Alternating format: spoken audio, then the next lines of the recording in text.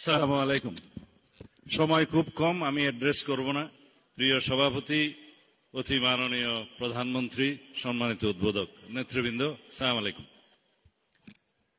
মান্না ভাই বক্তব্য রাখলেন, আমি খুব মনোযোগ দিয়ে শুনলাম। জাতীয় ঐক্যের কথা বলছেন।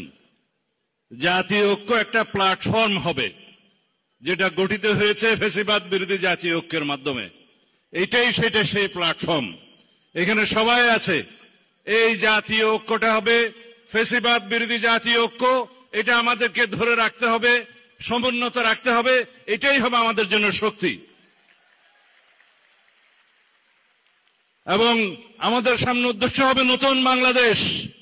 সবার আগে বাংলাদেশ, সবার আগে বাংলাদেশ আমাদের সবচাইতে বড় নীতি। এখানে বৈদেশিক যত সম্পর্ক হবে সব হবে সার্বভৌম সমতার ভিত্তিতে এবং মিউচুয়াল রেসপেক্ট এবং ডিগনিটির ভিত্তিতে। বাংলাদেশের সীমানা যেভাবে করদ রাজ্যে পরিণত হয়েছিল সেটা মুক্ত হয়েছে, এটাকে ধরে রাখতে হবে।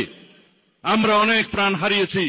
বলা হয় মুক্তির মন্দিরে সোপানো তোলে কত প্রাণ হলো বলিদান, লেখা আছে অশ্রু জলে। সেই লেখা আমাদেরকে চিরদিন অন্তরে ধারণ করতে হবে। আমরা জানি এই প্রিয় মাতৃভূমি, যারা শহীদ হয়েছেন তারাই জানেন স্বর্গ থেকে প্রিয় এই মাতৃভূমি। সেই মাতৃভূমিতে আমরা এখনো যারা বেঁচে আছি, যারা গুম হয়েছিলাম, যারা শহীদ হয়েছে, যারা ফেরত এসছে, তাদের সবার উদ্দেশ্যে আমাদের রক্ত কমলে গাথা আমাদের সেই বিজয় মাল্য উপহার দিয়ে আমি বিদায় নিচ্ছি।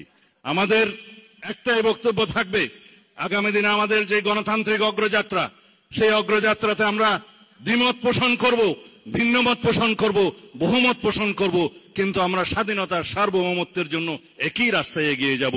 সেটা যেন আমাদের উদ্দেশ্য হয়। খোদা হাফেজ।